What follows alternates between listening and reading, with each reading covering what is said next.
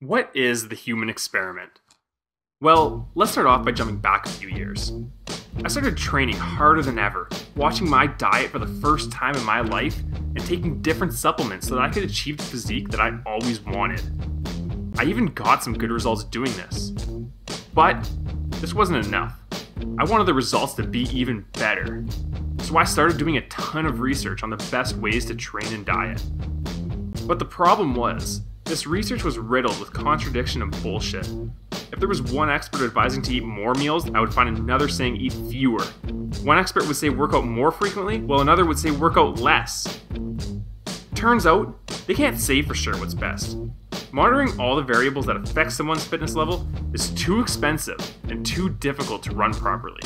So their evidence is anecdotal at best. So I turned to YouTube, where I'd watch people's videos who were far more cut or jacked than I was. These people's advice was just as conflicting, and they seemed to be even less informed than I was. It seemed to me that they would read one article and proclaim it as the gospel. I'd even hear that what I was doing was totally wrong. Are these people hiding their secrets to avoid competition? Are they using steroids? Or do they owe their results to ignorance and rely on genetics alone? I don't know, but I'm gonna find out. Which brings us back to the original question. What is the human experiment? It's a system I developed to isolate fitness concepts one variable at a time, without any other factors having an influence on the results. We'll track the results, measure the progress, and determine how each variable truly affected my body and performance. These principles can be applied to your own fitness regimen to help attain optimal results. Confused? Let me explain through the first concept. What is the best workout split?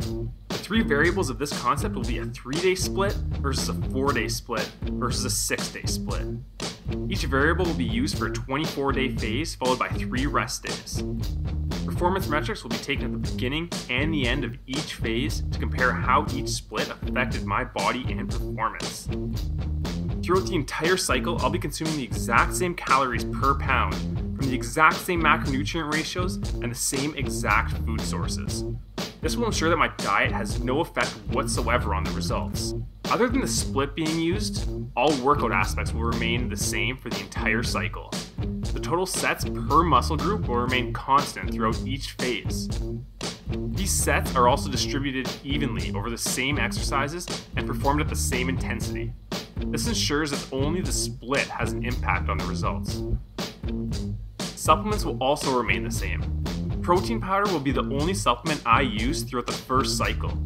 This ensures that supplements don't affect the results and can be tested as their own concept later. What's essentially being tested here is how each muscle group responds to a higher frequency, lower volume of workouts compared to a lower frequency, higher volume. Should I be busting my ass and taking a long rest, or going a little bit easier and hitting that muscle more often? This information will help us determine the optimal way to split up a workout and achieve the results that we desire. Ready? Let's rock and roll, bitches!